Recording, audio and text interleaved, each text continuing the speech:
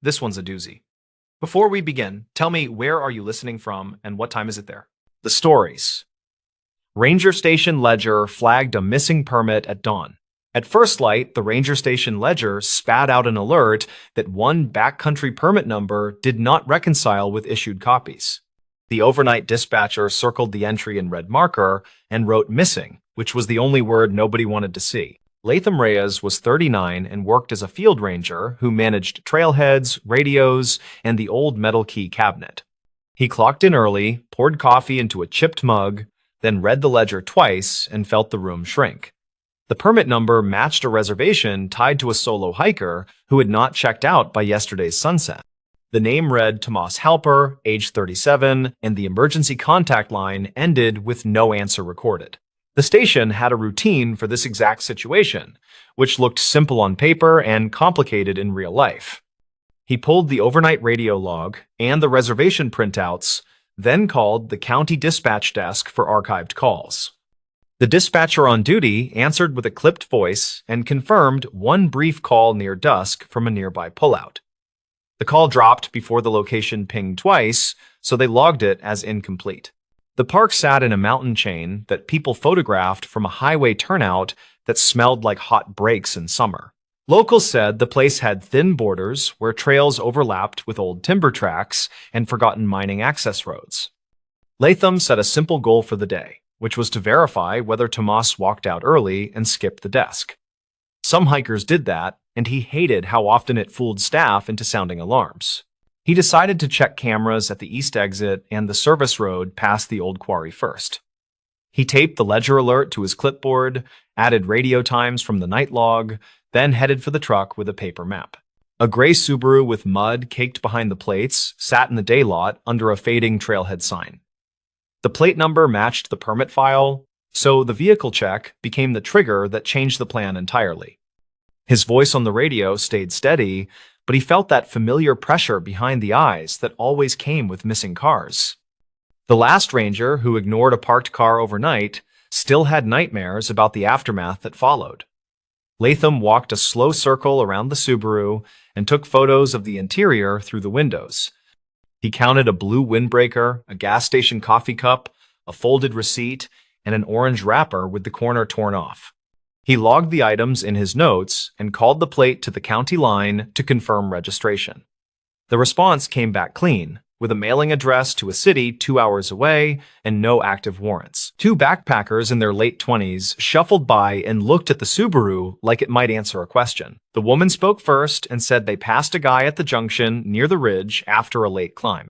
She described a man with a close beard, a faded cap, and a limp that looked like a boot rubbing wrong. She added that he asked about the shortcut to the lake, which did not exist, then waved and kept moving. The guy with her nodded, then said the man had a new pack that made his shoulders ride up like he was not used to it. Witness statements always came salted with memory gaps, yet both details felt real in a way that mattered. Latham thanked them, wrote their names and numbers, then reminded them to check out at the station before they left town. He pulled the dash cam card from the station truck used on the evening loop and plugged it into the office laptop. The last loop showed nothing on the service road, then a fragment of taillights near the quarry gate at gray dusk. The timestamp matched the brief call window from dispatch, which made his coffee taste like metal. He froze the frame where the taillights blinked and magnified the shot until the pixels bled and swam. The shape of the car looked like a small pickup with a roof rack, which did not match the Subaru in the lot. He saved the frame, printed it, and stapled it to the ledger alert for a later look.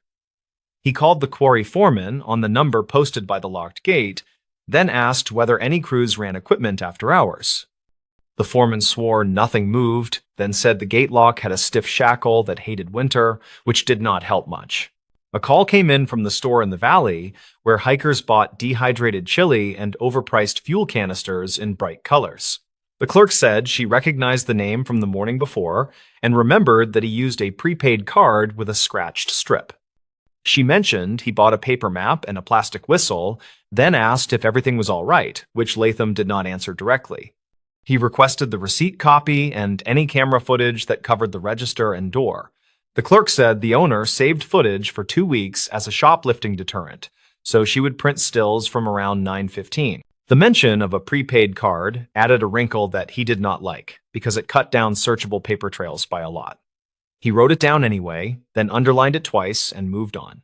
He drove to the Ridge trailhead and checked the kiosk log where people still wrote their plans with dull pencils. The entry for Tomas said out on Saturday, back by Sunday, route Circle Lake counterclockwise, camp night 1 near inlet. The loop around the lake had 4 clear stream crossings and 2 spots where cairns tempted new hikers into old fire scars. He looked for additional notes and found a faint scrawl that read, "Saw tent near logjam after dark," which lacked a dateline.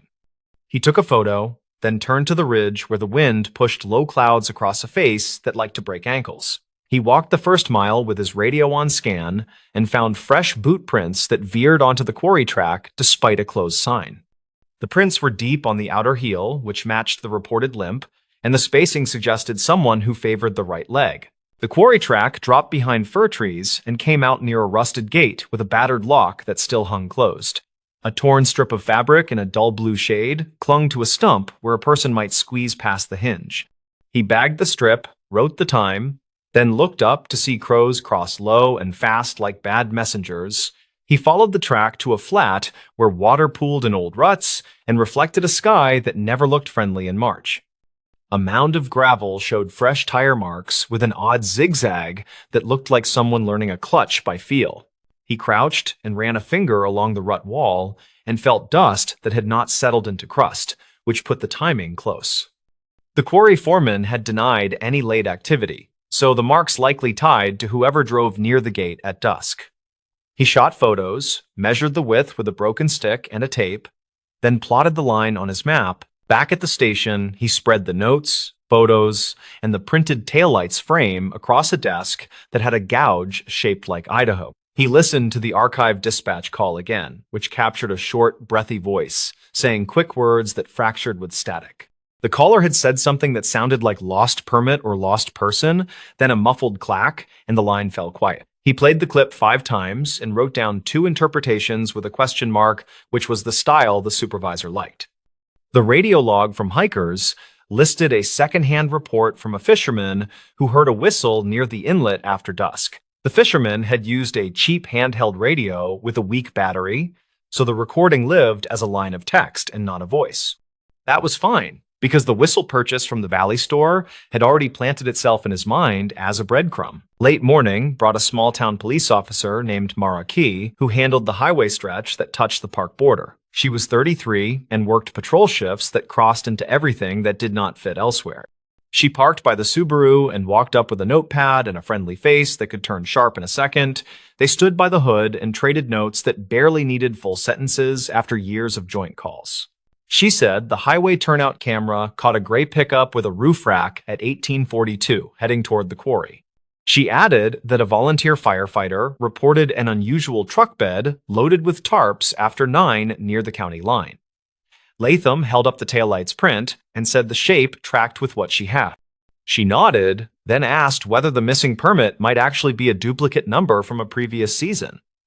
He blinked once, then went very quiet because that question hit a different nerve. Permit numbers rolled over every winter long before the system went digital, and some older blocks had gaps and repeats. The ledger printed the flag because the manual book showed the number as issued to a different name in late fall. He dug into the archive cabinet that breathed dust and pine and pulled the worn book from the shelf, marked 98. The ink on the page showed the same number assigned to a group from a climbing club from a city 3 hours west. The lead name read Rayan Cade, age 32, and a phone number that matched a defunct area code now recycled. He compared the handwriting from both permit slips and saw the same loop on the number 4 in the dateline.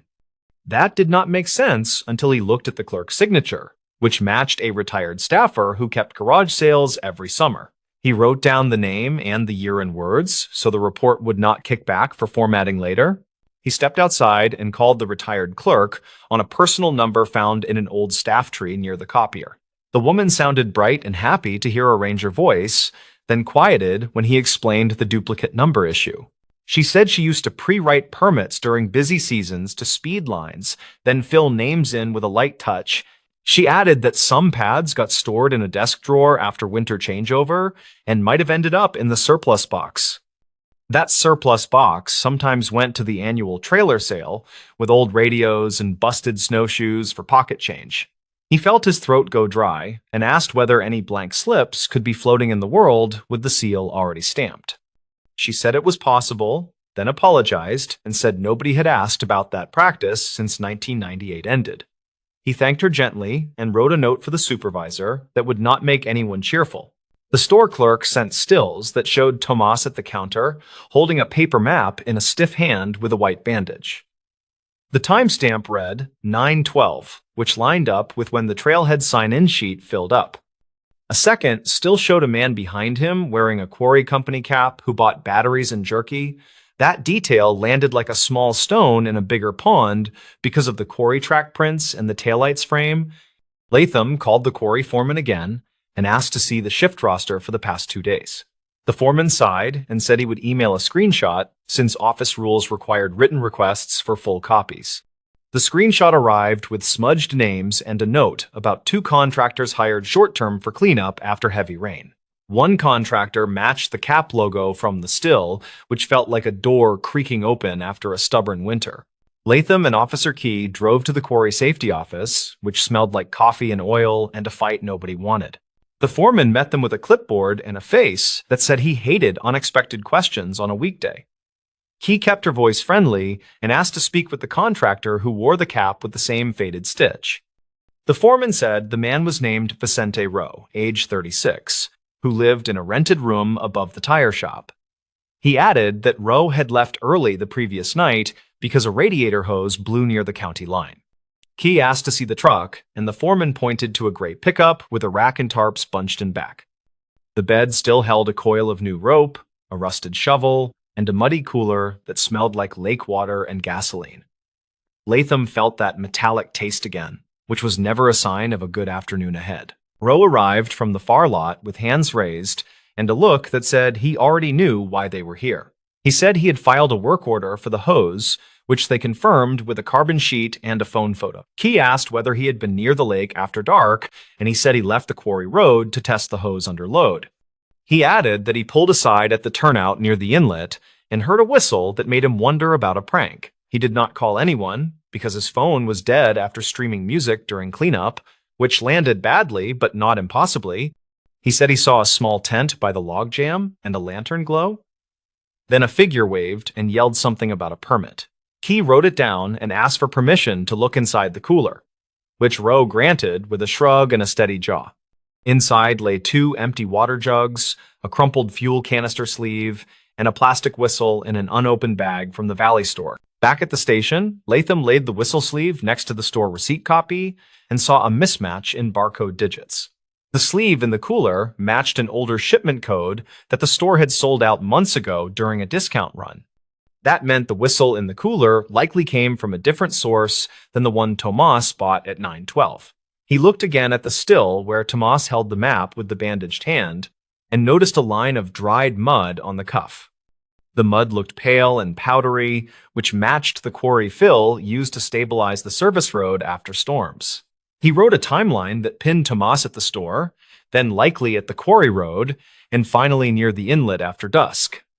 He wrote a parallel line for Rowe that put him at the quarry, then on the same road, then near the inlet while testing a repair. The lines felt too neat until he added the duplicate permit issue that now seemed like a hinge rather than a footnote. He dug into the city address on file for Tomas and found a rental building with mailboxes that had newer locks installed last winter. The property manager answered with the cheerful speed of someone who wanted a clean day and already knew it was lost. She said a man with that name had paid cash, kept to himself, and left 2 weeks early with no forwarding note.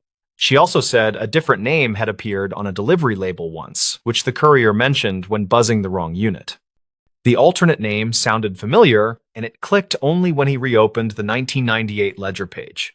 It matched the lead from the old climbing club permit, which tied the duplicate number to a person who should have aged out by now. The detail did not mean they were the same person, but it did mean someone liked to reuse names tied to old paper. Officer Key ran the alternate name through an old case index that kept records of search and rescue incidents on paper and microfilm. A report from 2 winters back described a fake distress call at the same inlet that lured volunteers into a risky night crossing. The caller used a prepaid phone and a different name, yet the voice transcription carried similar clipped phrasing and rushed breaths. The motive at the time seemed like a cruel prank, and nobody had linked it to anything tangible after the snow melted. Latham rechecked the gap between the whistle report and the dropped call and found a sliver where a person could move a short distance.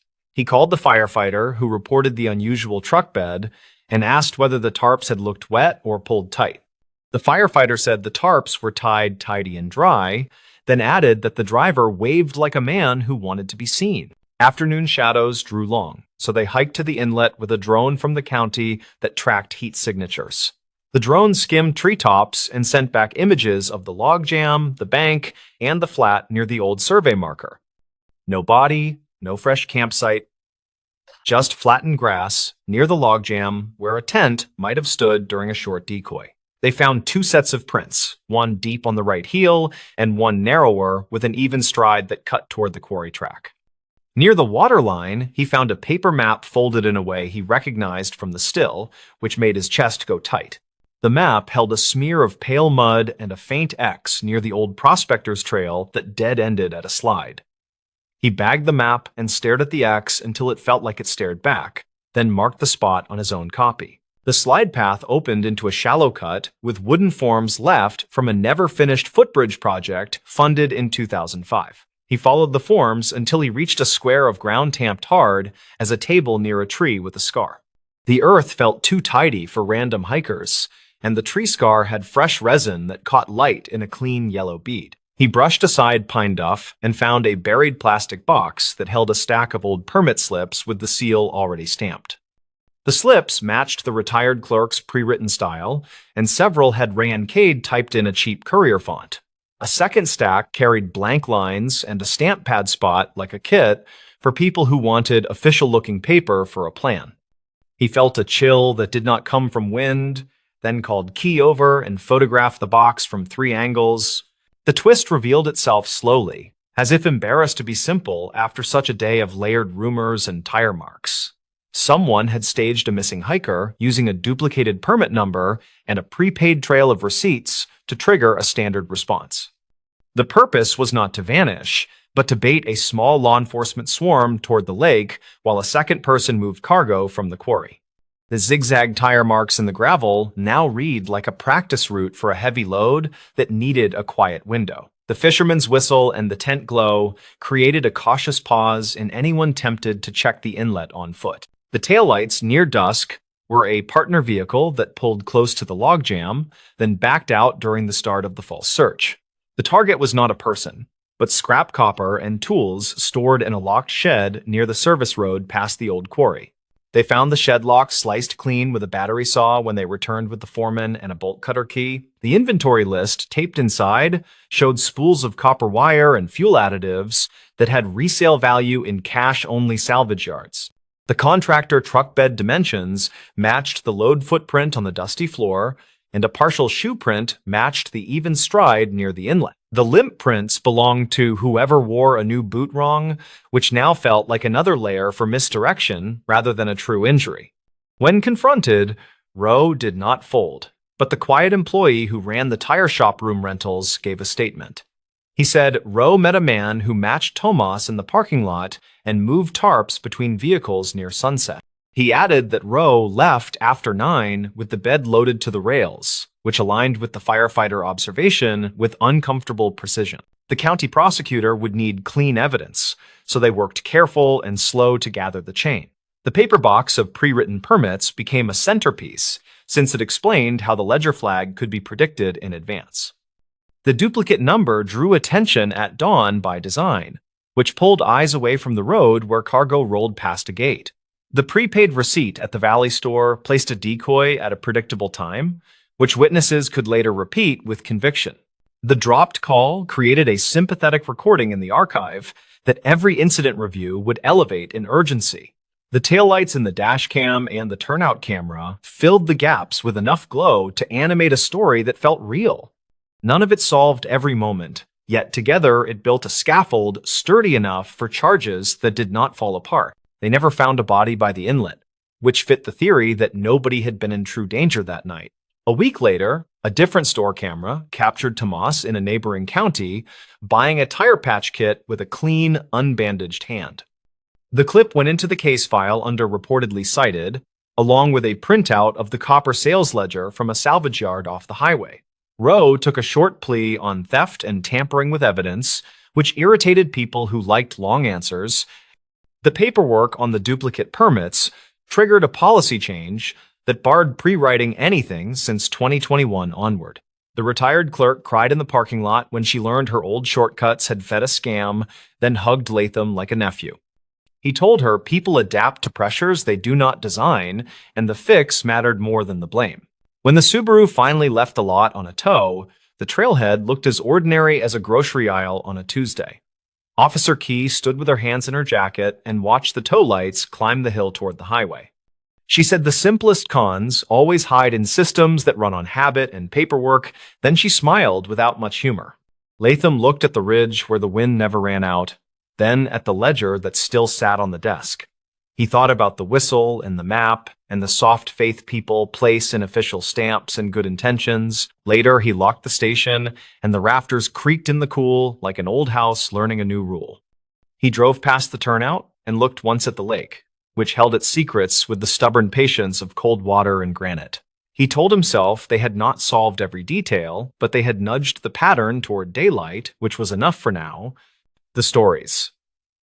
This motel room voicemail rerouted search teams that winter. They kept saying it started with a motel room that smelled like old coffee and bleach, and with a voicemail nobody expected. The recordings came out in late winter after a storm knocked power across the county and kicked the motel phones awake again. Rhea Tavener was 37 and worked as an emergency coordinator for a spread-out mountain county that never felt ready. She had a habit of keeping paper maps rolled in a rubber band and a small camera tucked under her parka. That morning, she wanted only to rebalance commitments and check that the warming shelter had enough cots for the week. She planned to drive the Ridge Road, swing by the radio repeater, and be back before lunch. The incident started when the Nightlark Motel on the highway called the non-emergency line with a strange message they could not clear. The manager, a tired man named Cal Rudd, told the dispatcher that a red light on room 26 blinked, and the phone kept chiming. He said the display showed a new voicemail that would not delete, and he wanted someone to listen because the guest had left. Rhea took the secondary call because the sheriff's deputies were stacked with fender benders on the main grade. She arrived to find the lobby heater making a low metallic whine, and Cal behind a counter with a cracked bell. He slid the room key and nodded toward the outside corridor, his voice flat from too many nights at the same desk. Rhea used nitrile gloves from her field kit, then lifted the handset and dialed the code that the placard said would access messages. The voicemail opened with a tone and a computerized voice reading the timestamp in a clipped monotone. The date announced sounded like last night near 10, according to her quick notes scratched with a blunt pencil. The message that followed had the kind of audio that police technicians describe as close but muddy, and it made her shoulders rise. A woman whispered that a man was hurt, and she asked for help. Then she mentioned mile marker numbers and a guardrail that bent inward toward a runoff ditch. There was wind noise and the distant thrum of trucks, and what Rhea believed might be the quick chirp of a turn signal. The caller finished with words that sounded like two names, then a tired exhale, then silence long enough to raise goosebumps on her arms. By the time she walked back to the lobby, the dispatcher had already compared mile markers that matched those numbers on the East Highway spur. A search team was gathering at the fairgrounds with 2 four-wheelers and a county plow driver who knew every ditch by seat memory. Rhea signed the log and relayed what she heard, and her own words hardened into directions that sent good people toward a cold bend. An hour later, a second caller reached the tip line and said they had heard the same voicemail when calling the motel to complain about their refund. That person repeated the marker numbers and added that a dog barked once in the background, which persuaded the consensus further. Witness statements began clustering around the East Spur, and a deputy noted in the dispatch log that he had seen a bent guardrail near marker 32 2 days prior. The search teams rolled that way in a slow line of lights that looked brave against the blank sky. Rhea drove separately and scanned plow berms that faced the wind, because snow settles in patterns that trap fresh tire ruts longer. She told herself that the timestamp was clean, and that the voice felt close, and that people needed her to stay practical. The first mile produced a stranded sedan with a dead battery and a sheepish driver, and the second mile delivered a drift that swallowed half the lane. They found nothing that matched a serious wreck, only plastic shrapnel and a glove lost last week, which made her think about timing again.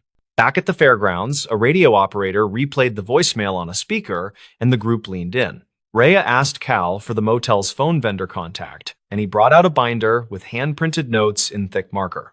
She called the vendor and asked about power cycles and about date behavior when the system lost time, and the technician promised to check archival events. She returned to the voicemail and listened for anything that placed a person rather than a highway, because people leave fingerprints and sound if you keep still. The second listen gave her something new that felt small but pointed. Right after the caller said the mile marker numbers, the wind changed tone for half a second, then a faint clack sounded like an elevator door. That did not belong near a rural guardrail, and it made her write elevator with a question mark next to it, which was not her usual habit.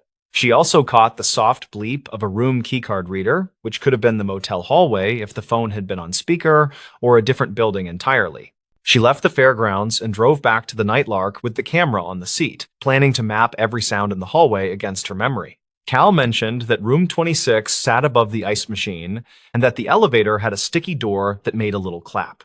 She asked who stayed in that room last night, and his ledger showed a single occupancy, paid in cash, by someone who wrote a name that did not match any local license. He shrugged and said the guest checked out at 6, and that housekeeping already turned the room. Rhea asked to see the housekeeping cart, and the housekeeper, a careful woman named Jillian North, said she had found the room tidy. Jillian said the phone had been off the hook at first, which she corrected, and she said the window faced the back lot where trucks idled. Rhea asked if anyone had used the lobby phone when power returned, and Jillian said a traveler borrowed it while waiting for a ride that morning. That detail felt important because lobby phones sometimes route through the same server as the room phones, which can create strange behavior. The vendor called back and reported that their server recorded an abnormal offset during the storm, which could shift timestamps for local voicemail. He said the system fell back to a factory clock tied to a different zone, and then resynced once the internet returned, which can mislabel messages. He promised to send a small report, and Rhea wrote down the gist, then underlined the word offset, because she disliked anything that moved signposts during a search. The dispatcher added a note in the log with that information, and the group paused to reassess direction. Rhea listened again and measured the gaps between key clicks and the turn signal chirp, and she kept hearing something like a vending machine compressor. She stepped into the hallway and held her phone down by the ice machine, and her recording later showed the same humming cadence. The voicemail might not have been a live plea from a ditch, but could instead be a message recorded in the building and then captured by the motel system during the storm. She asked Cal whether any old messages archived on the server could return as new after a reset. Cal admitted that he had once lost all messages after a lightning strike and then found them again as new after a technician visit. He said the phone guy joked about ghosts calling back to settle their bills, which did not sound funny to Rhea at that moment. She pressed for dates and asked whether past incidents lined up with heavy weather, and he nodded toward a clipboard full of repair tickets. The dates matched cold weeks when snow slid from the roof, and the idea of an old message waking up felt more likely with each line. The next step was to figure out who had left the recording, and whether the details pointed to the East Spur or somewhere entirely different. Rhea asked for prior registration cards for room 26, and Cal produced a stack bound with a rubber band that snapped on the counter.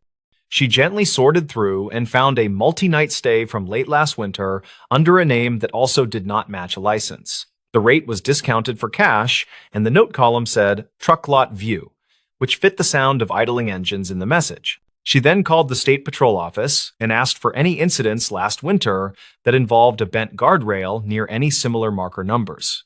The trooper on duty searched reports and told her there had been a slide-off on the West Highway spur near Marker 32 during a storm in late February. He said the driver had fled before dawn, and a passing snowplow called it in, and the car was recovered later without injuries, according to the archived calls. That wreck would have put a person back in town by breakfast, and possibly in a motel room across from trucks. Rhea returned to the audio and timed the interval between the words and the faint elevator clap, and then timed the lobby elevator with her own phone recording. The match was not perfect, but close enough that a court would likely call it consistent under ordinary conditions, according to her training notes. She also realized the turn signal chirp probably belonged to a guest being dropped at the front door, not a car on the highway. The dog bark could have been a pet in the lot, which often happens near the vending area after check-in.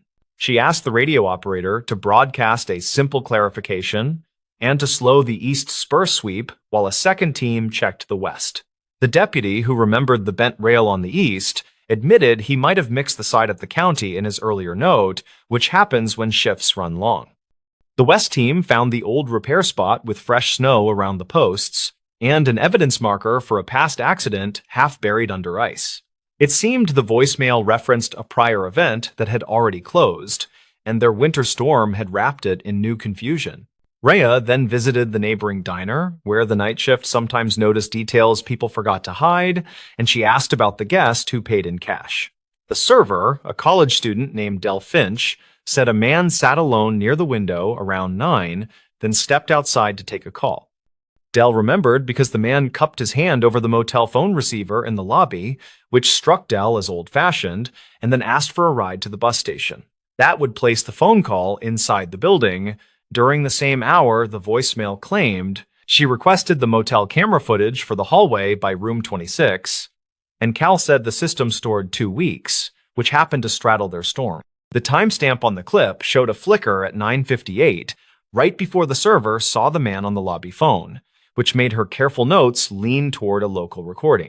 A county technician extracted the audio from the clip, and while it was muddy, a mechanical ding from the elevator landed exactly where her earlier timing suggested. The odds of a live highway recording sharing those indoor sounds felt very small. The twist arrived quietly when the vendor finally sent logs that showed the voicemail database replayed queued items after resyncing and labeled some as new. One item matched a stored call from late winter last year that had been partially corrupted, then reconstructed during the reboot.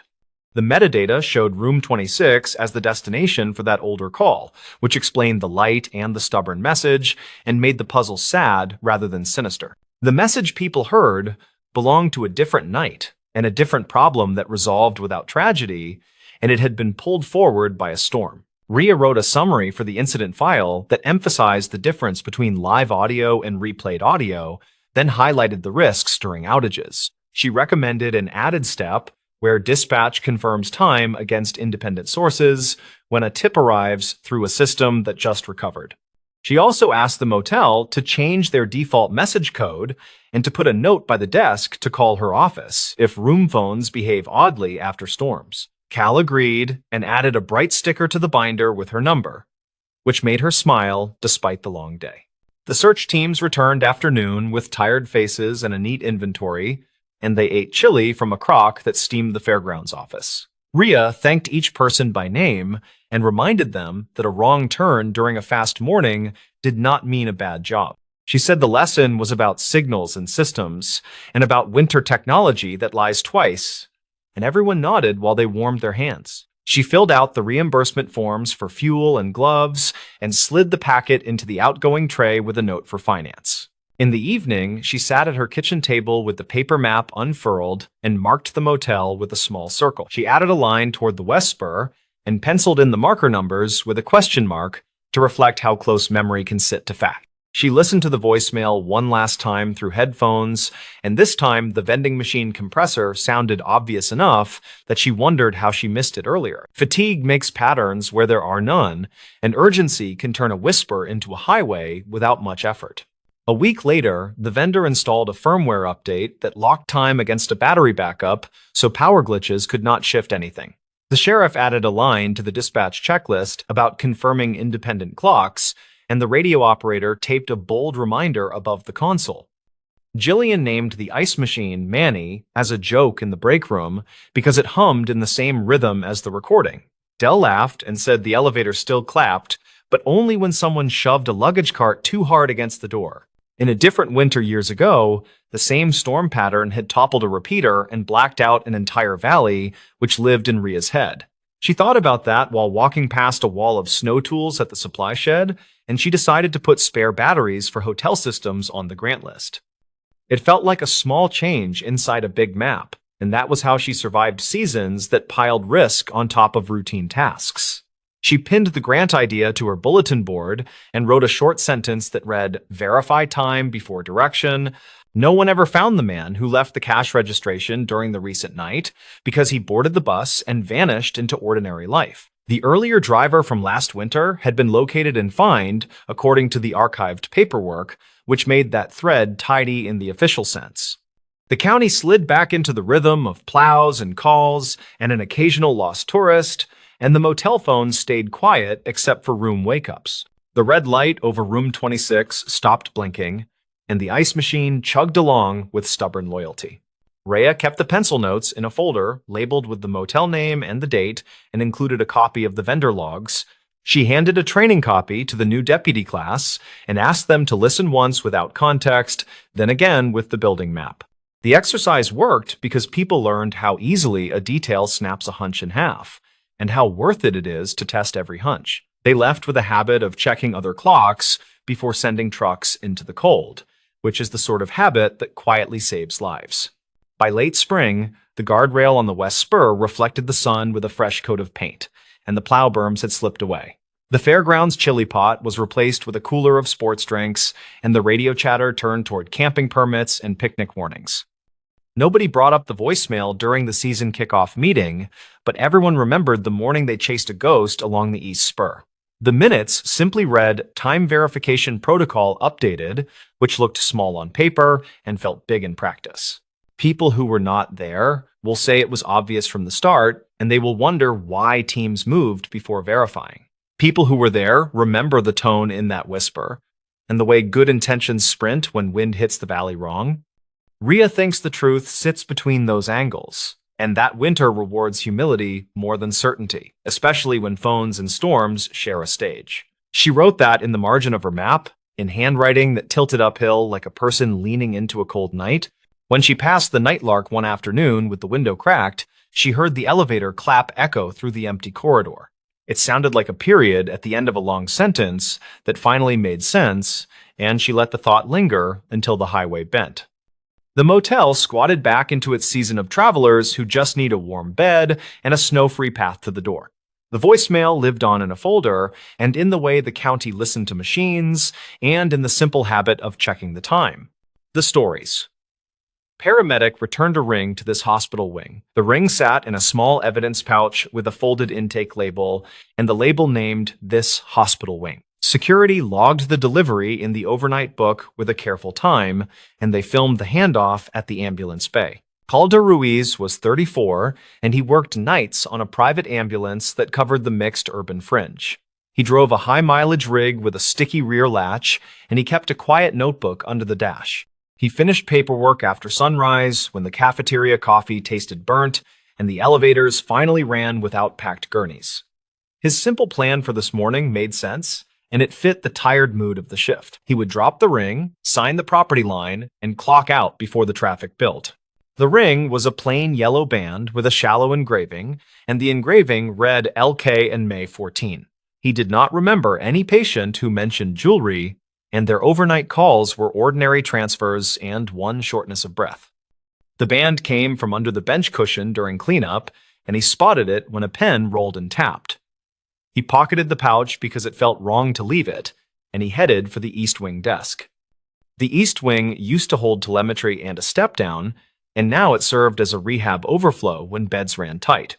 The desk kept a property log from older times, and the same binder continued through years of tape and patchwork pages. The unit clerk looked at the label and frowned, and she called for the charge nurse by habit. The charge nurse checked the overnight admits and shook her head, and she said nothing matched a ring for this wing. She asked which patient lost it, and he told her none of their patients mentioned a ring at all. She said they could place it in central security, and they would open a claim if anyone asked later. He nodded but felt a tug, and the label still named this wing in plain handwriting. He asked if the desk ever handled stray property like that, and the charge nurse said it occasionally happened. A maintenance tech leaned from a ladder and listened, and he said the East Wing had its own ghosts by reputation. He laughed when the nurse shot a look, and he added that he meant the cardboard kind. He explained that old property envelopes sometimes turned up behind cabinets, and housekeeping would move them along. He said linens and small items traveled strange paths when movers closed floors, and people forgot until someone asked later. Calder thanked him, then he asked permission to check the binder for older notations. The clerk slid it over and pointed to a rule that said deliveries needed 2 staff signatures. The binder held thick pages with names and room numbers, and some entries noted patient transfers to other wings.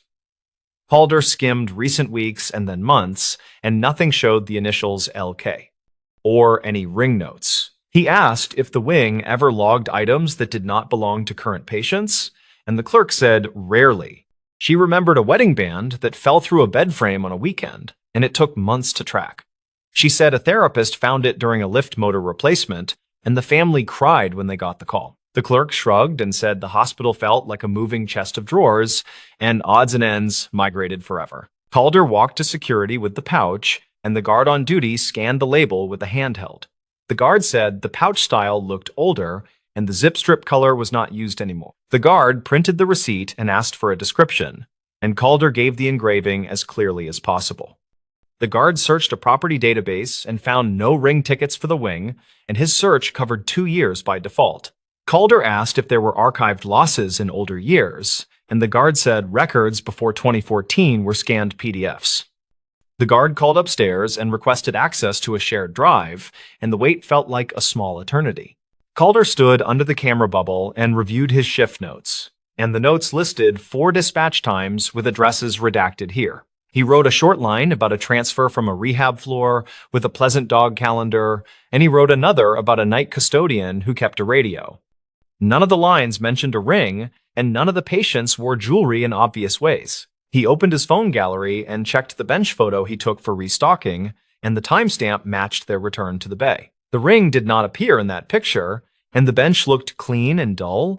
He wondered if the ring slid loose after the photo when the rig shuttered, and the thought did not settle his nerves. The guard waved him back and offered a chair, and they opened a folder of ripped black and white scans. One report flagged an incident in the East Wing, and the date read May 14 of 2010. The note said a patient property bag failed during a bed change, and a ring listed as L.K. went missing. The report said staff searched the room, and linen hampers were checked in central processing. A second note added that the family could not be reached, and a voicemail box stayed full for weeks. The case closed without resolution, and the scan ended with a faded stamp that looked handmade. Calder felt the small click that happens when separate lines meet, and the label suddenly seemed heavier than its weight. He asked if the room number was legible, and the guard zoomed until the pixels turned into blocks. The number looked like 212 or 217, and the wing layout had changed since then. The guard said maintenance might have an old map, and a shop supervisor kept binders in a cage downstairs. Calder thanked him, and he asked to make a quick copy of the scan for his crew file. The guard printed the page and stamped a copy line, and he urged Calder to keep things simple with the wing. On the loading dock, a housekeeper pushed a rolling cart, and she mentioned hearing about a ring on the radio. She said her aunt worked here years ago as a transporter, and her aunt remembered a family who asked about LK. The aunt thought LK stood for Lena Kovacs, and that name showed up on a donor plaque somewhere. The housekeeper stressed that it was just a memory, and people mixed up stories after long shifts. Calder thanked her and asked which plaque she meant, and she guessed it could be by the therapy gym. He made a note with a star, and he promised nothing beyond a respectful check. Maintenance loaned him a binder with a taped spine, and the old East Wing diagram showed rooms from 190 to 230. A paper tab marked a wall removal year in 2005, and the spaces had been reconfigured since that renovation. The diagram showed linen chutes and mechanical closets, and one chute lined up behind the current rehab gym. Calder compared the faded room to a modern corner, and the old room 212 would be near the therapy office. He felt the workable line appear, and it had more gears than luck. He thanked the supervisor and returned the binder, and he set off toward the gym. The therapy office had a bulletin board with service pins, and a small photo showed a woman in scrubs named Kovacs. A caption said she ran a staff fundraiser in 2011, and the photo looked like a copy of a copy. Calder asked the receptionist if Miss Kovacs still worked there, and the receptionist said she retired years ago. The receptionist checked a directory and found no current contact, and then she opened a drawer with old alumni notes. She found a folded program from a memorial tea, and the newsletter said, "Lena Kovacs lost a husband early." The print used careful language, and it did not mention the ring or the initials. Calder felt a chill that did not belong to superstition, and he asked security if he could call the number on the old scan. The guard said the number probably died years ago, and he recommended the hospital volunteer office for family links. Calder went there and explained the situation, and he kept details minimal and careful. The volunteer coordinator listened and nodded, and then she showed him a book of donor inscriptions. She pointed at a plaque near the rehab gym, and the name said, Kovacs Family Therapy Garden with a small leaf icon. She said the family sometimes visited during late summer, and she could pass a message through a general email. Calder returned to the East Wing desk and asked again to log the ring, and he added the old report number on the form. The charge nurse read his notes and raised an eyebrow, and she asked whether this was a lost patient or a lost object. Calder answered it was certainly an object, and he was trying to avoid making anyone hurt again. She stared at the band through the plastic and then nodded, and she initialed the line for custody. She called linen services and requested a search of older chutes, and she asked maintenance about a recent vibration test nearby.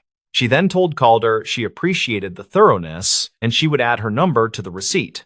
On his lunch break that arrived at almost noon, Calder called his partner from the shift and asked about the bench cushion. His partner said the cushion ripped months ago near the latch, and small things sometimes fell into that hollow void. He said he once lost a pen that rolled out 3 weeks later, and they both laughed about the gremlins. Calder asked if any hospital staff had borrowed their transport stretcher recently, and his partner said rehab used it during a power test yesterday. The partner said the rehab techs pushed the stretcher over a threshold that made the whole thing shudder.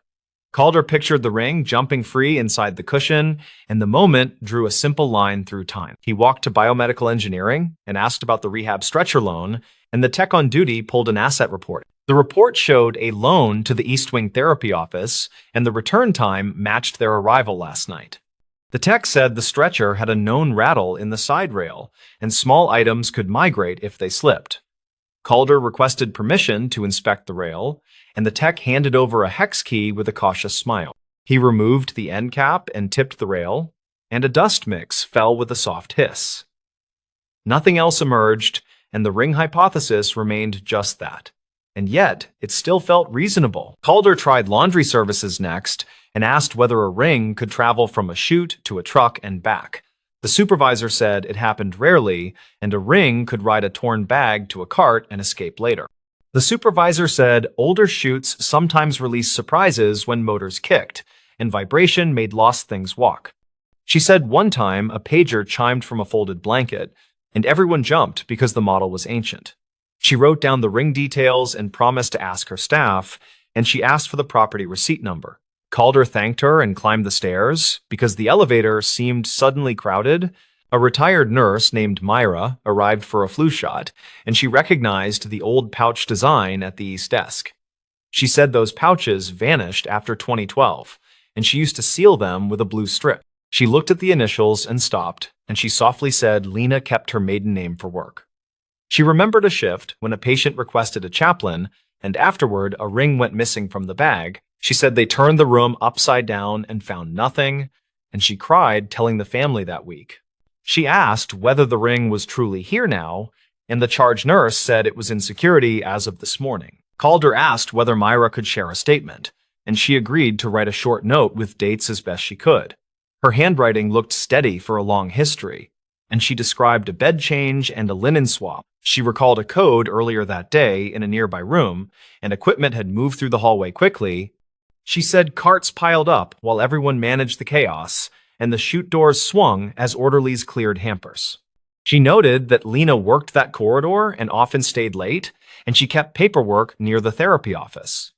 Myra ended by saying the family did not push a complaint, and the grief felt huge enough already. Calder added the note to the property file, and he asked security to copy the PDF and the asset report. The guards stapled everything carefully and wrote a short chain of custody line, and then he called his supervisor. The supervisor arrived and listened without interruption, and he nodded at each small connective piece. He said it sounded plausible that the ring traveled by linen or by stretcher rail, and the return timing fit. He asked whether anyone had reached the Kovacs family, and the volunteer office answered that a general email was sent. He decided the ring should be placed with the wing director for now, and then returned when the family responded. Calder walked the ring to the wing director with the charge nurse, and the director unlocked a small safe by the desk. The director read the file twice and looked out at the therapy gym, and he seemed to count years without words. He thanked Calder for not turning this into a story beyond the facts, and he said the path felt honest. He said sometimes the building kept tiny traps from old renovations, and objects slid back into daylight when ready. He placed the ring pouch on a velvet pad, and he wrote the time and his name with a careful hand. He said they would hold the ring in the wing, and they would make sure the right people heard. That afternoon, a volunteer returned with a printed email, and the message contained a phone number that still worked. The director asked Calder to stay as a witness, and they called the number on speaker in a quiet office. A woman answered and identified herself as Mira, and she said she was Lena's niece by marriage. She listened to the summary and asked a few precise questions, and her voice shook on the second. She said her aunt still wore a thin band and a chain, and this sounded like her husband's original ring. She said the family visited the garden plaque every May, and they never stopped asking about a lost ring. They met in a neutral conference room with frosted glass, and the director set the pouch on the table. Mira brought a small photo from 2010, and the ring in the picture looked like the one in the pouch. She asked to hold it for a moment, and then she breathed as if she had been underwater too long. She pointed to a tiny scratch on the inner edge, and it matched a bike fall from their early years together. She explained that the initials were his and hers, and the date marked the wedding by a justice in a quiet office. She thanked the room and said she did not want a ceremony, and she was just grateful for care. Calder signed the witness line and pushed the pen toward the director, and the moment felt weightless and plain. Mira asked whether anyone would mind if she visited the therapy garden, and the director offered to walk her there. She asked if the ring could remain with the wing for a little while, and she wanted to place flowers first. The director said the wing would be honored, and he promised to contact her if any details surfaced later. Calder stood back and watched the distance between grief and closure collapse, and it looked like a hallway finally cleared. He nodded to the charge nurse and pocketed his notebook, and he promised to replace the bench cushions soon. 2 days later, the linen supervisor called Calder and said a tech found a torn seam in the stretcher cover. The tear ran along a hidden edge that opened under vibration, and small things could hide there without notice. The tech also found a coin lodged deep inside, and its date hit the same era noted in the file. The supervisor said this was not proof of the ring path, and it felt like a friendly witness. Calder took a picture of the seam and added it to the binder, and he logged the maintenance request for replacement. The small chain of custody now included the rail and the cover, and the line grew stronger without pretending certainty. The wing director arranged a short gathering by the therapy garden, and a few staff who remembered Lena came by. They set a small card that said, "Returned to the East Wing," and they left space for a family decision. Mira arrived with her 2 cousins and a bouquet, and she asked if she could speak to the gathered staff. She thanked everyone for treating the story with hands open, and she said the ring could stay displayed for 1 week. After that week, she would take it home, and she would bring it back every May as a quiet practice. People nodded because the balance felt right, and the garden bench caught the late light gently.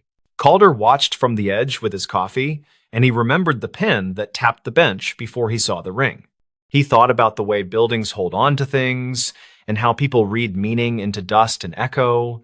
He thought about dispatch logs that look cold until someone traces them, and then the script becomes a real day. He considered the lines that join strangers into an honest arc, and he respected each break where evidence speaks. The ring did not prove fate, and it did prove persistence, and it showed that care can be methodical. He left the garden before the applause faded, and he headed for the bay to start another shift. On his next overnight run, he noticed the new bench cushion, and it no longer swallowed dropped pens into hiding. He kept his notebook on the dash and wrote a line about the East Wing, and he kept the words simple. He wrote that a ring once traveled the hospital like a seed on wind, and the wind finally stopped here. He wrote that people made that stop happen by checking maps and calling quietly, and by not rushing a story. He wrote that the wing felt different now, and the difference came from patience more than any grand event. He closed the book and turned on the radio, and the night answered with the ordinary sound of work. Weeks later, the director sent a copy of a small framed note, and it now sat by the garden plaque. The note stated that a staff family recovered a long-missing ring, and it had rested here for a time. It stated that the return involved a paramedic, a clerk, a guard, a supervisor, and a retired nurse. It added that the file included a torn stretcher cover and a scan dated May 14 of 2010. It invited no legend and made no claim beyond the chain of quotes and receipts, and it felt right that way. Calder clipped the note into a shift binder and smiled, and then he got called out for a routine transfer. On the way past the East Wing doors, he slowed and looked in, and the desk lamp made the binder glow. The charge nurse raised a hand without words, and the unit seemed calm in the bright noon. He thought again about how evidence moves on small wheels and how the best stories stay quiet when finished. He considered how many families carry unclosed lines and how sometimes a lost object can stitch one shut. He knew this ring did not solve grief, and it gave shape to a memory that had gone thin with years. He swung the rig into the daylight and felt the road through the wheel, and the city rolled forward like usual. Months later, he learned that Mira returned each May with flowers, and she touched the glass with the ring inside. The volunteer office kept the file updated in a narrow drawer, and the drawer label read East Wing Recoveries. Security replaced the camera bubble over the bay and kept the old unit for parts, and they joked about relics. The maintenance supervisor finally tossed the torn cover after documenting it, and he felt oddly proud of the careful record. The hospital moved through another winter without big headlines, and the garden kept the same soft wind under the windows. Calder kept working nights and never chased mention, and the crew understood without any speech at all. He still told new hires one short version during checkout, and he kept the details clear of romance. He said a ring with initials LK turned up under a bench after a stretcher loan, and the label named this wing. He said the date on the old report matched the engraving, and the linen path explained the long delay. He said good records and patient calls made the circle close, and that promise is why they log everything. He said someone cried without making a scene, and that is how truth usually presents itself at work. Then he pointed to the property pouch drawer and the fresh bench cushion, and he told them to check twice. Calder visited the garden once more after a busy night, and he stood alone before the building woke completely. He watched sun slide across the plaque letters until the leaf icon warmed, and the quiet felt unearned and good. He thought of how small choices build bridges that do not announce themselves, and then one step reveals the span. He remembered a retired nurse who wrote a careful line and a housekeeper who shared a family guess. He remembered a guard who kept files neat and a director who knew not to fill silence. He placed his palm on the cool railing and chose no grand meaning, and he simply wished everyone a gentle day. The ring returned to this hospital wing by documented steps, and the steps were ordinary and human and steady. The story did not need a mystery beyond time and movement, and it showed how rooms keep modest promises. He considered that a bench cushion, a torn cover, and a faded scan can hold a family together again. He thought that is enough for any place built to heal, and he walked back to the bay without speaking. He started the rig and checked the lights, and the reflections blinked across the wet asphalt. He breathed, then he rolled toward the morning traffic, and the work met him with the same quiet weight. The stories. Why the bridge cameras failed during the final crossing. The countdown to the final crossing had been promoted for weeks, and the city promised a clean archived stream. The bridge cameras blinked to black when the convoy rolled, and people kept asking why the goodbye moment vanished. Kira Mendez was 32, and she worked as a municipal traffic systems technician for a mid-river city.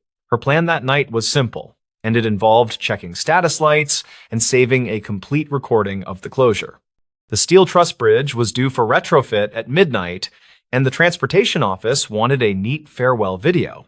She had coffee in a paper cup, and she had a clipboard that made her look official to crews. The incident started 5 minutes before midnight when the feeds showed minor pixelation on the west pylon camera. A few seconds later, the screen tiles on her software wall went gray, and a red banner said "Signal Lost." The last frame showed reflective letters on a banner near the railing and a shuttle bus idling behind a pilot car. The convoy began its slow roll toward the county line, and the control room got very quiet. Kira listened to the archived radio channel, and she heard the bridge supervisor saying to hold speed at 15. A dispatcher replied that news crews were filming from the Riverwalk, and the supervisor said that everyone needed to stay behind the cone. Then the audio captured a short, static burst, and another voice asked if the city still had their picture. The answer was a dry negative, and keyboard taps filled the silence that followed. Witnesses later said the outage was 8 minutes long, and it began as the pilot car reached the crown. A retired custodian named Gideon Pruitt told a reporter that he saw a cabinet in the median flicker. He said it looked like a tiny lightning bug behind the vent slots, and he heard a faint pop like a knuckle crack.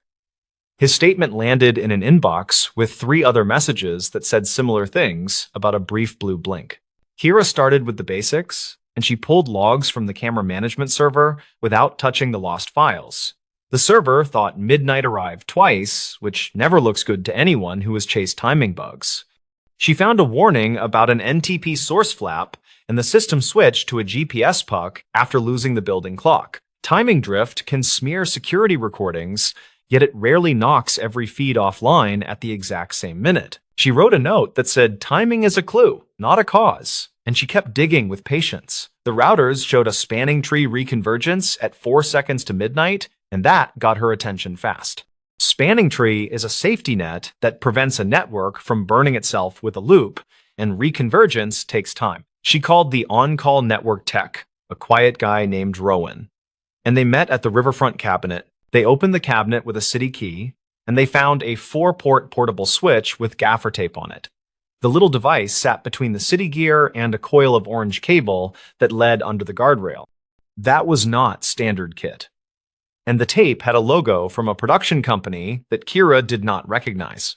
She photographed the layout, and she unplugged nothing until she finished a full set of angles for the file. Rowan traced the orange cable to a tent where a drone crew had packed cases, and the crew had already left. A security guard named Pavel Rios remembered a friendly woman in a blue jacket asking for power earlier that evening. Pavel said the team wanted to pull a clean feed for a big screen on the Riverwalk, and he pointed to a scuffed outlet strip. His witness statement sounded careful, and he signed the page with a slow, blocky hand. Kira compared the cabinet photos to her notes, and she noticed a second cable on a different VLAN. Someone had bridged the camera network to an admin line, which would let frames fly in circles until the tree shut ports. The timeline fit the gray tiles, and the 8-minute blackout matched the reconvergence delay for a loop across 2 closets.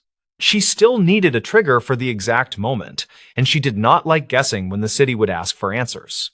She pulled dispatch logs for the Riverwalk power requests, and she listened to the whole night at double speed. A call at 11:59 reported a countdown clock failing near the viewing area, and a worker asked for a different outlet. Another call at the same minute said a heater had kicked on inside the west cabinet despite a warm night.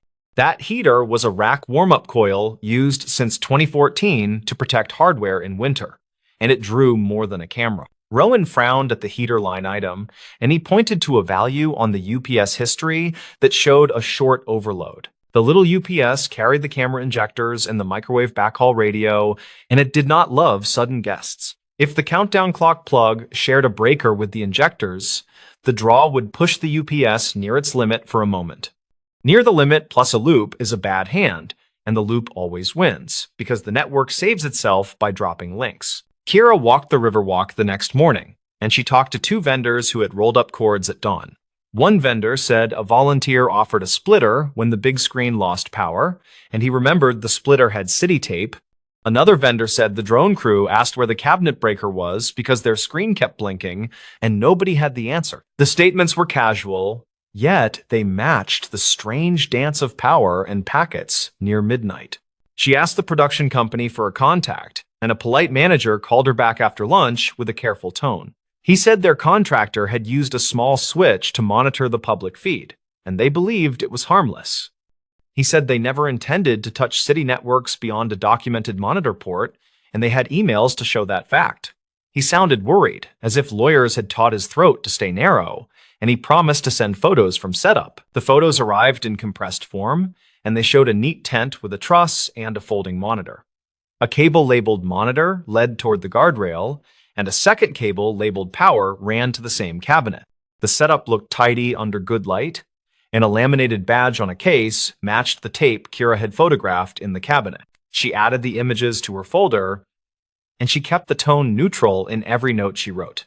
She still needed to explain the last pieces, and the final footage angle kept bothering her with its reflection. The last frame from the west camera showed a bright banner near the railing, and the letters looked metallic and sharp. A sign vendor later confirmed that the city changed materials at the last minute, and they used Mylar for a brighter look. Mylar, near a microwave dish, is not a great neighbor, and the backhaul radio sat a few feet behind that railing. Kira climbed the tower stairs with Rowan, and they checked the dish for scuffs or misalignment under gentle wind. The dish was tight, and the cable made a clean loop that would please any inspector who had seen careless work. A scratch along the feed horn matched Gideon's tiny lightning bug description, and Rowan thought a brief arc could have happened. He said a floating ground could arc when a heater kicked in, while a loop forced the switch to rethink its links. They looked at the UPS again, and they saw a time-stamped blip that coincided with the heater line he had noticed earlier. A ground strap near the cabinet door had fresh tool marks, as if someone loosened, then tightened, then loosened again. Pavel remembered a worker with a silver badge checking the strap during the day, and he believed the badge looked temporary. He did not accuse anyone, and he did not embellish, and that made his memory feel steadier with time. A radio hobbyist named Lana Cho sent Kira a short audio clip from her scanner, and it included an interesting fragment. A voice said, "We lost it again, right at 0, and another voice replied, "The mirror banner is killing the dish angle." The clip had the squeal of an open mic, and it included a shout for someone to move the sign immediately. Lana kept the original recording, and she dated it from a receiver with a time reference she maintained carefully. Kira built a timeline that started with setup and ended with the convoy reaching the county line under flashing beacons. The drone crew plugged a small switch to a cabinet monitor port, and they also hit a convenience outlet to power their screen. The countdown team later borrowed that same outlet for a clock, and someone added a splitter that pushed the UPS near the cliff. At the same minute, a heater coil cycled. The loop between camera and admin lines forced Spanning Tree to rewire the network. The microwave backhaul radio tried to hold modulation, while the dish saw Mylar flash from a waving banner over the railing. A brief arc at the horn marked the overload moment, and the UPS shrugged as the injectors cycled in self-defense. The network dropped non-essential links until the tree calmed, and the cameras starved for power while the bus rolled by. 8 minutes later, everything recovered, and the last frames returned to a quiet bridge with only taillights in the distance. She tested the theory instead of declaring it solved, and she set up a controlled loop with a spare cabinet. Rowan brought a portable switch and a splitter, and they hooked a dummy clock and a space heater to simulate draw. They hung a sheet of Mylar behind a small dish, and they watched link lights as the UPS meter leaned into the red.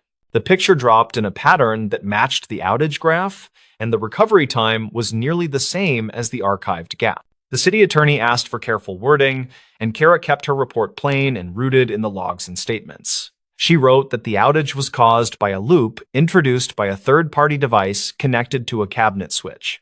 She wrote that concurrent power draw caused a protective brownout on the injector bank, and the Mylar reflection reduced backhaul margin. She wrote that the combination aligned at the convoy start and the system behaved as designed to protect itself. There were no villains in the file, and there were only decisions that stacked until one more decision leaned on the pile. The production company paid an invoice for a review of future practices, and they issued a short apology that avoided dramatic language. The city barred portable switching devices from cabinets without written permits, and they posted a plain sign that said, "Do not plug in here." The Riverwalk now had a dedicated outlet post with a meter and a breaker that belonged to special events. Kira saved the last recovered frames in a folder marked Final Moments after the fact, and she kept a second copy offline. She did not watch them often, and she did not chase blame in private, and she slept fine despite a long week. The bridge sulked under scaffolding and tarps for months, and the retrofit finished in a crisp morning 2 years later. People cheered during the reopening, and the cameras held their picture while the first car drifted over the new deck. Later, she visited Gideon at the Riverwalk, and he pointed at the sunset like a man who graded light for a living. He said he liked the quiet after a big repair, and he liked how the river never cared about the drama. Kira laughed, and she said the river had better uptime than most networks she had nursed through storms. He nodded once, and he said the city should write that motto on the cabinet door in permanent black paint. The final crossing remained a story without visuals, and it turned into a local trivia question about timing and luck. People asked why the cameras failed at that exact moment, and she would answer with the same simple sentence. The cameras did not fail. The system protected itself when we pushed it into a corner with too many little choices. It was not sabotage, and it was not a conspiracy, and it was not a broken promise carved in steel. That answer never made headlines, and it never satisfied anyone who needed a single dramatic cause to tie a bow. Yet it was true enough for a file labeled complete, and it was sturdy enough to stand in front of questions. She believed that was all a public story needs, and she believed that was enough to close a small and stubborn loop. The river kept moving, the bridge returned to work, and the cabinets hummed in their careful metal boxes by the rail. The stories. This tape from the lake wasn't meant for you. The box of tapes arrived with a smell like wet cardboard and cold metal, which fit the label scrawled across the top. The handwriting said property of lakeside maintenance, and under that a warning marker in red that felt a little performative. Ria Kovac was 34 and paid by the city to digitize old media back into living memory, which meant long headphones days. She sat in a windowless room behind the reference desk and fed cassettes into a deck that clicked with patient devotion. Her plan for the day was not ambitious. Just finish a carton before her lunch sandwich bled through the paper. The incident began when she lifted a cassette from the stack with tape flaking like dandruff across the shell and saw the note. Someone had written this tape from the lake was not meant for you in the same heavy hand that marked the box. She laughed by herself, then she rubbed the shell with a sleeve and slotted it into the dubbing deck. The first sound was wind on an exposed mic, then a voice with the plain vowels of a person who never moved away from county lines. The man said, "Recording starts now," then counted off time the way divers do when they want witnesses later. The hiss of water followed, with a hollow knock like an oar catching a ladder. Ria tapped a notepad and wrote, "Lake intake, maintenance crew, late summer." She preferred notes to memory, because notes never tried to impress anyone. The voice returned with an update that felt almost scripted, and he said the police have cleared the North Shore and no one wants to check the culvert.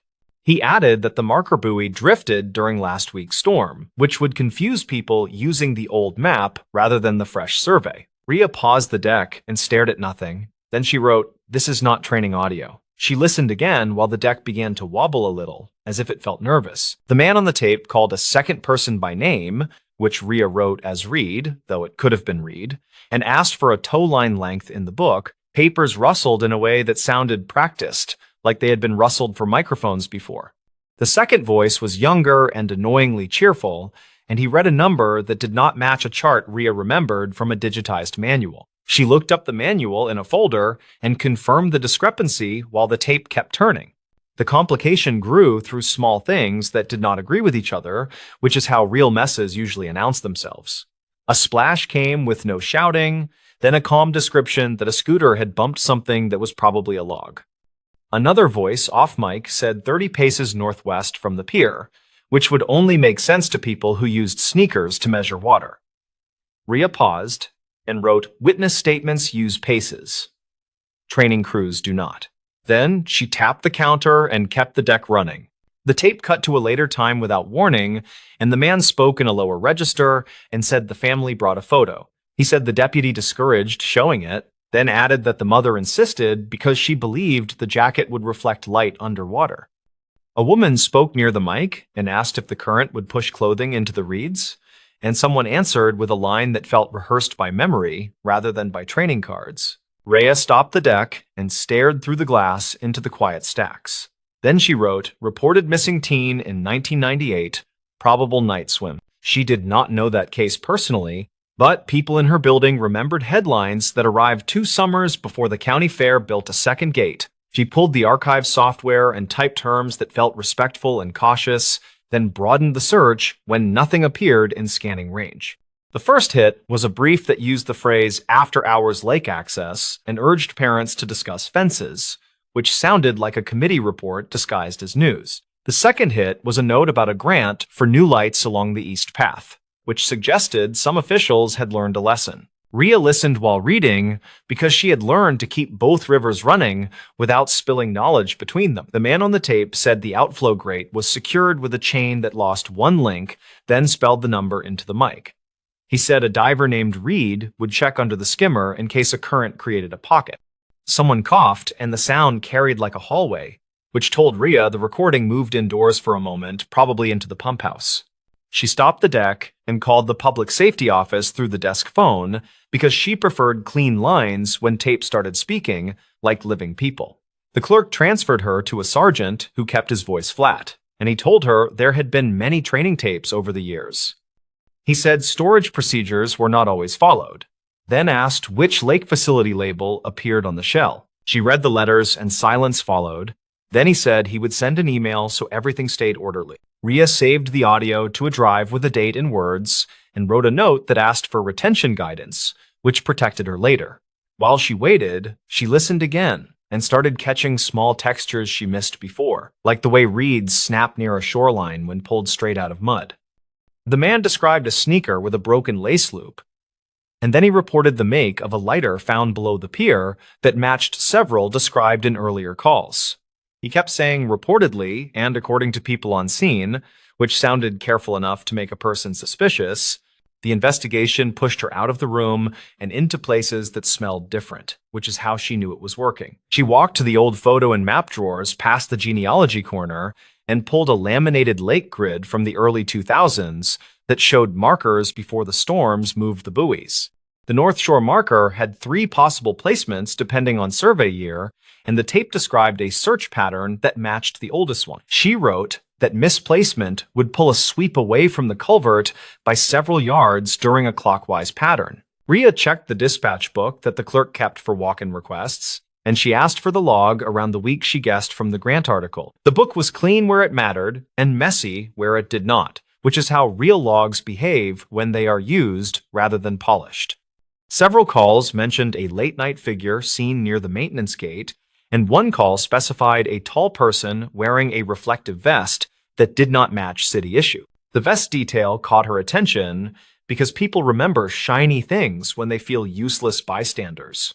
She went to the bait shop at the road bend because people who sell minnows remember who buys coffee the morning after an ugly night. The owner was Tamsin Duarte in 58, with a strong memory for weather fronts and weak patience for tourists. When Rhea asked about North Shore nights from a certain summer, Tamsin cut her off and said people still parked on the service road to drink and break bottles. Then she added a name quietly. Tamsin said a park supervisor called Corley used to sit on the hood and lecture kids about life, though nobody asked. The name did not appear in the tape, but small towns prefer a rotating cast in the same old play. Rhea checked a directory in the library office and found a Corley under Parks with a middle initial and a retirement date in 2007.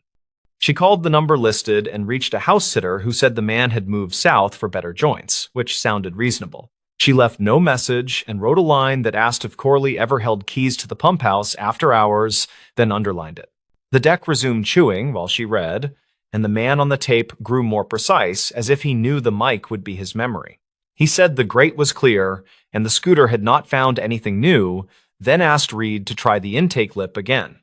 He added that the mother asked about the jacket again and whether dye would spread from the fabric, which sounded like a thought returned to after anxiety chewed it thin. The woman said she had seen a store video of the jacket that week, which told Rhea the incident had a concrete timeline. Rhea pulled the police scanner archive that the library kept on an old server because nobody could agree on legal disposal, and she searched for mentions of the brand. A scanner summary from late summer of 1998 included a clerk report about a young buyer who paid in coins and smiled at nothing.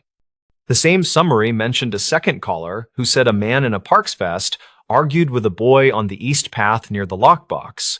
The timing lined up with the grant discussion about lights, which tied the city's sudden interest to the noise around the lake.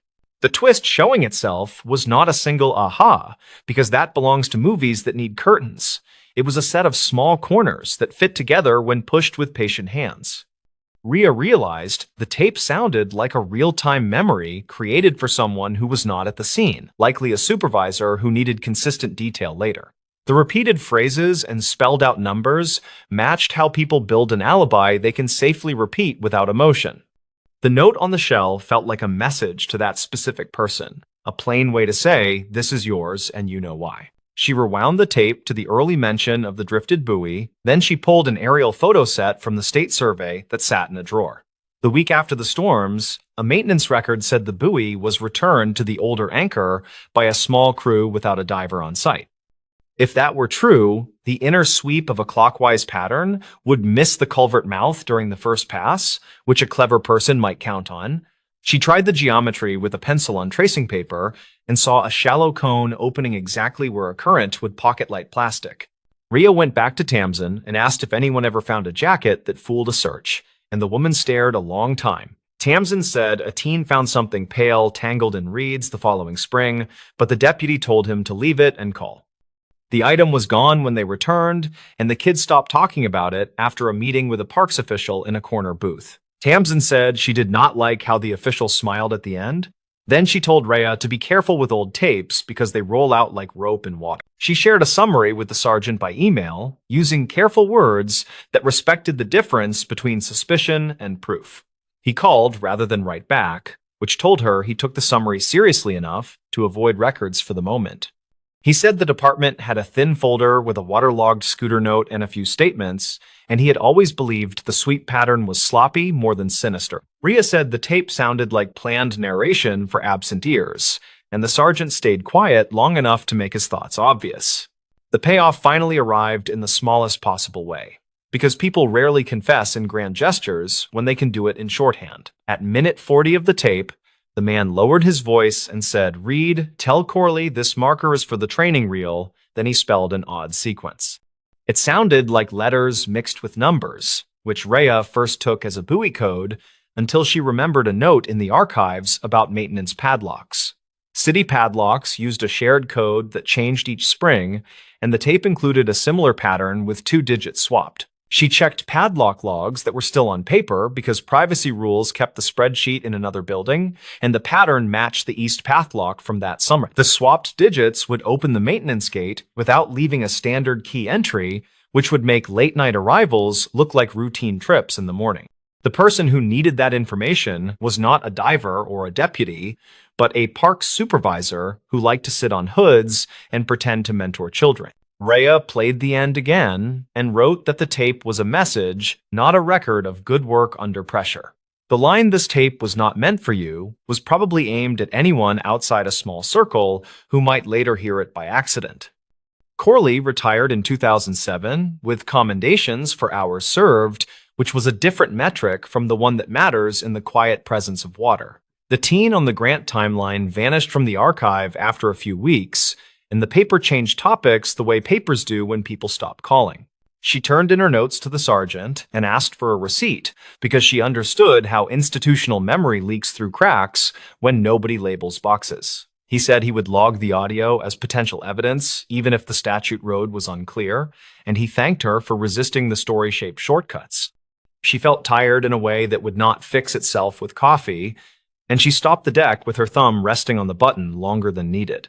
On her way home, she pulled into the park and sat in the lot without climbing out, Then she watched a gull bully a sandwich bag. The lake wore its afternoon wind, the way old glass carries waves inside, and she thought about objects that travel farther than people plan. She pictured a jacket catching on a grate, then releasing after weeks.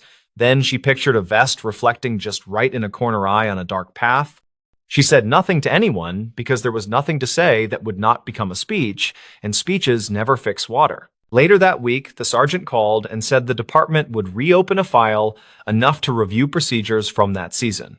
He did not say the word case, and he did not say closure, which she respected. He asked if she would burn a clean copy of the audio with no EQ adjustments, and she said yes because the original was theirs now. She returned to her desk and labeled a disc with careful letters. Then she slid it into an envelope that carried a little static when sealed. She kept one personal note in her drawer that read, "Listen for the words people repeat when they want to be believed." The tape had taught her that patterns are not only for divers and surveyors, but also for liars who fear their own imaginations. She recorded that thought in her daybook and closed it with the last of her calm. Then she put the next cassette in the deck. Someone had written North Dam Inventory on the shell, which sounded refreshingly dull. That night, she drove past the bait shop and waved at Tamsin without stopping. Then she took the long way around toward the public beach. The markers shone without drama, and the path lights hummed with a noise the city would ignore until a budget meeting. Rhea parked by the picnic area and walked to the fence where the service road ended. Then she watched the chain on the gate while cars passed behind her. It had a new lock with a digital face and a sticker that said city issue and nothing more. She returned to her car and wrote one last line on a napkin so the thought would not echo through sleep and turn into something else. She wrote the tape reached the wrong hands on purpose years later because objects look for the people who will understand them. It was never meant for the public or the paper or the desk with the humming lights. It was meant for a single person who knew a code and loved arrangements. The lake accepted every plan without comment. Then it kept its own quiet notes until someone listened with stubborn attention. In the following weeks, the library received a small budget lift earmarked for media preservation, which made Rhea feel both pleased and uneasy. The sergeant stopped by and left 2 donuts that tasted like remorse trying to be kindness, which she appreciated. He said the department had interviewed a few long-retired staff members who remembered a supervisor with a talent for showing up during good photo moments, then leaving before real work began. He did not promise new conclusions, which was the correct move. Rhea finished the carton that started the day, then she shelved the empty box with a clear label that included dates and full words. She had learned to keep history gentle but firm, like a hand holding a shoulder before a hard sentence. She believed the tape would survive now, whether as a footnote or an exhibit or a quiet lesson in training rooms. She believed the jacket probably never reflected enough light to matter, but it had helped a mother keep hold of a shape while others built their own. On a calm morning, weeks later, she sat by the lake with coffee and listened to the small mechanical whir inside her own recorder. She sometimes captured ambient sound to clean her ears between sad projects, and the gulls performed like they were paid in bread. A child laughed from the playground, and a dog shook water from its coat, and the fence creaked with the weight of a sleepy worker leaning to check a latch. Rhea lifted her mic, then lowered it, and decided this moment did not need a track and a label because not every memory belongs to the archive. She drove back to work and unlocked the quiet room. Then she placed the lake tape in a drawer that took 2 keys to open. The message had found an unintended reader, and the circle had widened by an inch, which was sometimes the only ethical way to widen circles. She wrote one careful note in the catalog that said voices describe a search using drifted markers and misremembered charts, reportedly to inform an absent supervisor. The stories. Motel room key log raised a warning at noon. The motel stood behind a tired strip mall where the highway bent east, and the room key log flagged a warning at noon.